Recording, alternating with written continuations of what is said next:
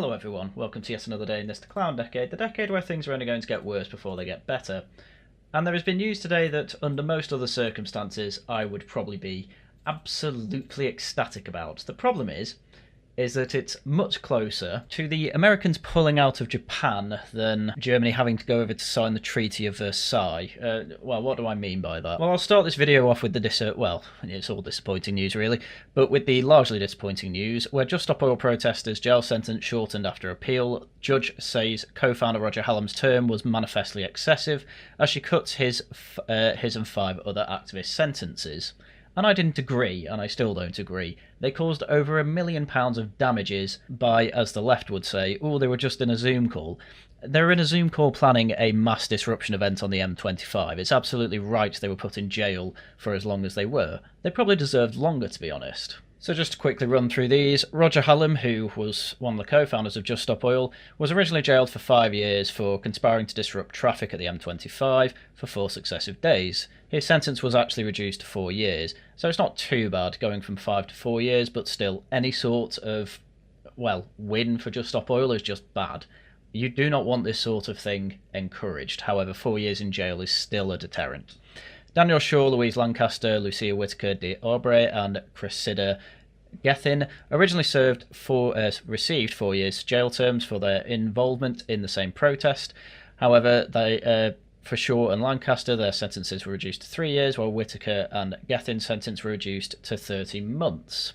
That's probably the worst thing there, 30 months. That's still over 2 years. However, as I say, I don't see why appeals would work here. They caused over £1 million of damage and shut down the busiest motorway in the UK. Well, they tried to do it for 4 days. They conspired to do it for 4 days. They only managed 1, I think. So, Gail Della, previously jailed for 20 months for a role in the protest on the M25, had her sentence reduced to 18 months, again not too bad. The other 10 protesters who were part of the mass appeal, including Phoebe Plummer and Anna Holland, who were jailed for 2 years and 20 months for throwing paint on the Van Gogh sunflower painting, had their claims denied. Well, at least that's some good news. Lawyers said they were considering an appeal to the Supreme Court. God, we need to get rid of that too. But you get the idea, this is all bad news. You don't want these appeals to be successful because it sets precedent that they shouldn't be as punished as they deserve. As I say, I think the original jail terms they got were too lenient anyway. Anyway, Just Stop Oil had an announcement to make outside of Downing Street by someone called Hannah, who was the original one at Downing Street to deliver the ultimatum 3 years ago, and here's what she has to say now. 3 years after bursting on the scene in a blaze of orange, at the end of April, the Just Stop Oil campaign will be hanging up the high vis. Just Stop Oil's demand to end new oil and gas is now government policy. Yeah, by the way, this is a disaster for any government, by the way. What has effectively happened here is you have told these people that their disruption works. Do you know what that's going to do? That's going to encourage more disruption. And yes, this is frankly all down to Ed Miliband. We have some of the highest energy costs probably in the world at this point. I keep saying Europe, but it's probably the world at this point. And I'm very glad that these people are finally saying that, yes, we've actually got what we wanted, despite them mostly having what they wanted under the Tories as well. I will never forget the time Rishi Sunak was at the dispatch box saying in Parliament that, effectively, that he was very happy that he could make Caroline Lucas, the only Green MP at the time, happy because of what he was doing with wind farms and solar panels. And yes, he was looking into allowing for more licences in the North Sea, but, you know, that didn't go anywhere because obviously we knew that the Labour were going to win and they just cut it immediately. And this is why Just Stop Oil are effectively saying, yeah, we've won. Making us one of the most successful civil resistance campaigns in recent history. We've kept 4.4 billion barrels of oil in the ground, and the courts have ruled new oil and gas unlawful. Yeah, once again, I want to remind everyone, we are in the current situation we are in with our energy because of these people. They are taking credit for effectively making everyone poorer. I saw a stat today, actually, where the equivalent of energy costs here and energy costs in America is like £60 per month over in America, and it's something like 200 over here, meaning that monthly we are £140 worse off than America on our energy costs alone. And yeah, that's largely because we can't frack or dig for more oil and gas, while obviously we get to work on upping nuclear and whatever renewables actually work. And given that most wind farms and wind turbines, even solar panels, are developed and manufactured in China, there's a non-zero chance that this is all a Chinese psyop. I'm willing to say, actually, no, I can believe that people are this stupid and will go along with Just Stop Oil. But again, I want to remind everyone, they are taking credit for you being poor. Yeah, I would not blame you for hating them. But it's time to change. We are heading for 2 degrees of global heating in the coming decade. Yeah, this is what I wanted to touch upon here. You're not going to see the end of climate activism because of this.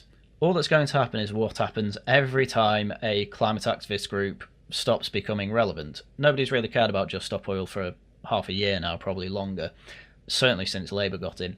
The reason for that is, well, yeah, because they got what they want. The problem is Just Stop Oil came out of the same co-founders as Extinction Rebellion, which came out of people who were part of Greenpeace because Roger Hallam couldn't actually run an organic farm in South Wales, a place known for being devastated by climate change. Just because he was one of the only organic farms to fail in South Wales, I wouldn't pay mind to that. Either way, the man's in jail. He's still doing podcasts from there as far as I can tell through a telephone. And his staff, much like Tommy Robinson, are still putting out absolutely insane tweets at his behest. Why the human race is going extinct this century. Because biodiversity is being lost, etc, etc, etc. All the stuff you'll typically hear, all the stuff the Guardian throws out, seemingly at the behest of Roger Hallam at this point. But stuff that when you look into the actual data, it's nowhere near as bad as any of these sensationalist headlines really let on. So yeah, this may be the end of Just Stop Oil. This is not the end of ridiculous climate activism, and you will have roads being blocked in the future, I guarantee that. And Roger Hallam will once again be behind it. Which will result in billions being killed. Yeah, the funny thing is with all this is that every time I remember Roger Hallam going on a podcast, the first episode of the podcast by Mike Goldsworthy, I think it was. I covered this a few years ago.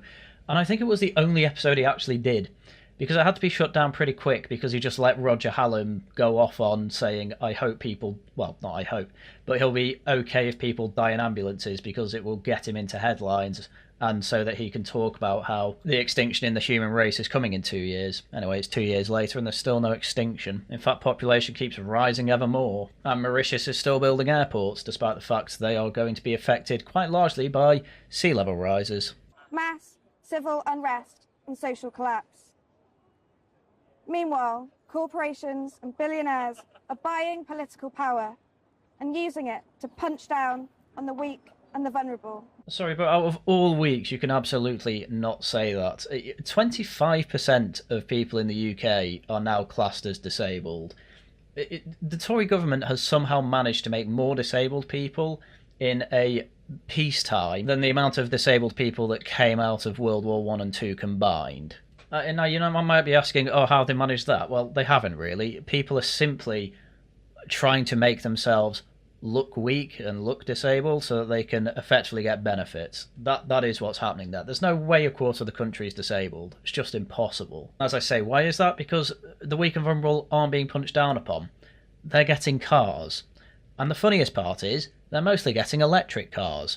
Our electric vehicle sales in Britain are mostly held up by the Motability scheme. Why is that? Because it is massively helpful to the billionaires who run car companies and have been trying to make electric vehicles for years, and now they're effectively having to close them down because not enough people are moving over to them, so they have to be subsidised, either directly by the government or via the Motability scheme. Again, it's just a ridiculous statement to make. We are creating a new strategy to face this reality and to carry out our responsibilities at this time. Yeah, once again, this is just confirmation that another climate activist group is going to rise out of the ashes of, I nearly call that Extinction Rebellion, of Just Stop Oil. They're all the same. They're all literally the same. The same people run all these things, by the way. They just change the name and change the branding, because the old one, frankly, just becomes too uncouth for people to take seriously. And when you make a new name, it lets the news say, oh, there's a new group. Oh, Roger Hallam of the new group. Oh, hello, what do you have to say? That's what the Guardian will be like anyway. When it comes to others, they'll probably start saying, Roger Hallam, you've made 3 climate activist groups now. When is enough enough? And it's never enough. Nothing short of a revolution is going to protect us from the coming storms. Yeah, it might have been obvious to most of you who've been following the channel for a while, but these people are just full-on communists. That is the end goal here. You read into... I've read the Extinction Rebellion handbook. I reviewed the Extinction Rebellion handbook. All this is all about is a green paint over a red inside. They are communists on the inside. They are trying to get it through, effectively, people's basic sense of conservating the environment. And it does make sense to do that. The problem is that their version of conservating it is, gulags and regressing the country to degrowth for decades to come because, frankly, they're just anti-human monsters. Roger Hallam is definitely one. There is no way you can say I'm happy to block an ambulance if it gets me on the news and you tell me you care about the human race. That is not compatible. We are calling on everyone who wants to be a part of building the new resistance to join us for the final Just Stop Oil action in Parliament Square on April the 26th. See you on the streets.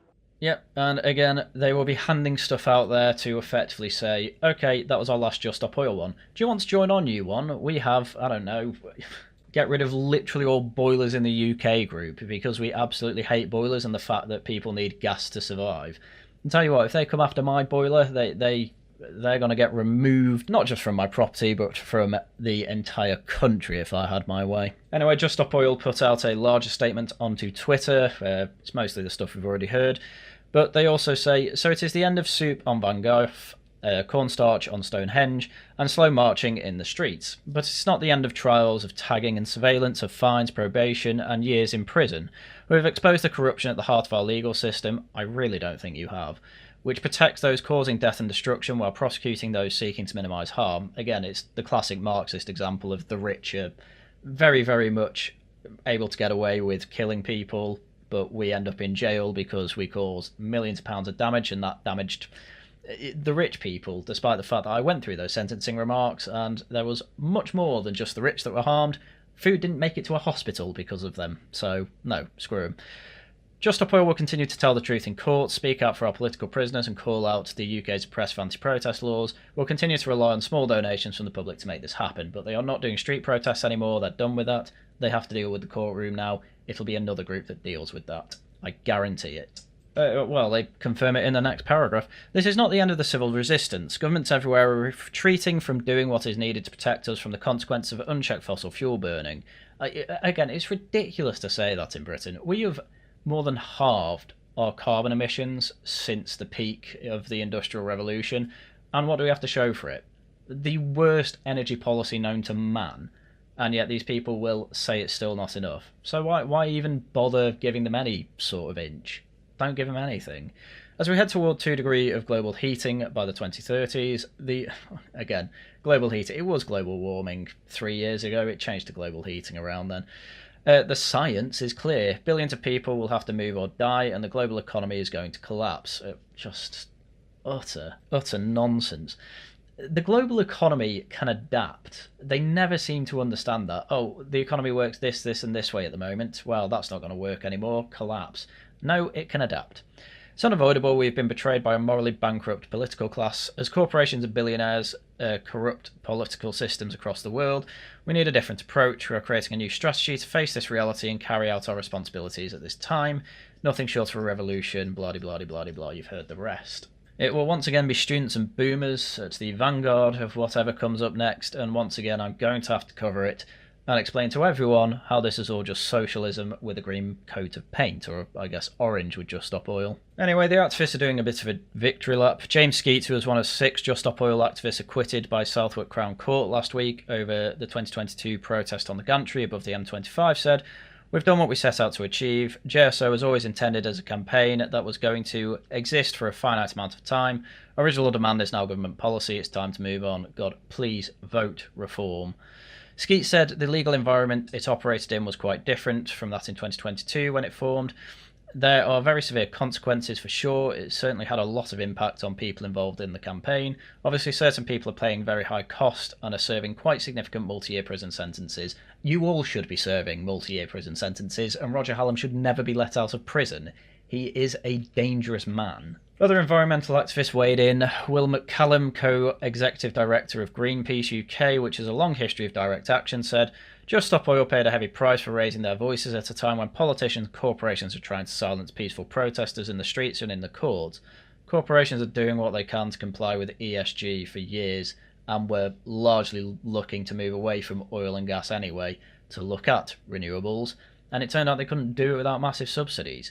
You've not won, you've made everyone really poor and hate you. We must not allow our hard-won right to protest to be stripped away because it is the rights that all other rights depend upon. These people are just teenagers at the end of the day. They never grew out of their rebellious phase, and they will just say stuff like this because they feel like they need to have the right to scream and shout their nonsense without actually doing anything useful for anyone else in the world. They think they're saving lives, they're not. They have actively made everyone's lives more miserable, and they have helped bring Britain to its economic collapse. And they will take absolutely all credit for it and not realise how that's going to make people hate them. In the history books, they are going to look mental. And as I say, absolutely none of this is a surprise to me. It was always going to end up with Just Stop Oil either quietly, quietening down, or because they got what they want, they're going out with a bit of a bang. So expect that April, March, or demonstration, whatever it is, to be largely the last you hear of them in the streets, but expect in the summer there to be a completely new climate activist group that will push the Labour Party even more to the left on the green stuff, and I have no doubts that the Labour government will be much weaker on that sort of thing than the Tories, who are already quite weak on it, bear in mind. If you want to avoid all this, please just vote Reform. They're going to ignore them and are active enemies of them. If you want to not be spending hundreds of pounds a month on your energy bill, it is absolutely correct to start pushing for Reform, as they are actively going to completely stop net zero. As much as Kemi Badenoch tries to shove her weight around saying, I'll get rid of net zero, she's not. She is only reviewing it. The Tories ultimately still believe in net zero. Reform are absolutely against it, as you should be. But right, I think with that, that's everything we had to go through today. So I'm glad they're gone. I'm not glad that they're not really gone. I think that's the basis of the whole video here. Anyway, with that, obviously videos out as and when I can make them. There will be a poll out on the Worcester Club today to pick the topic for the Tosh Talks that will be streamed next Tuesday, along with videos next week that I will make as and when I can, and there will be Laughing at the Guardian on Saturday. If you want to help out the channel, do subscribe, leave a like, and leave a comment telling me what you think. If you want to help a bit more directly, you can always donate in the various ways: super chats, super thanks, and becoming a member. I appreciate absolutely everybody who donates to the channel. It really keeps me going. Right, with that, that's everything I had for you for today. So once again, thank you very much for watching, and until next time, goodbye.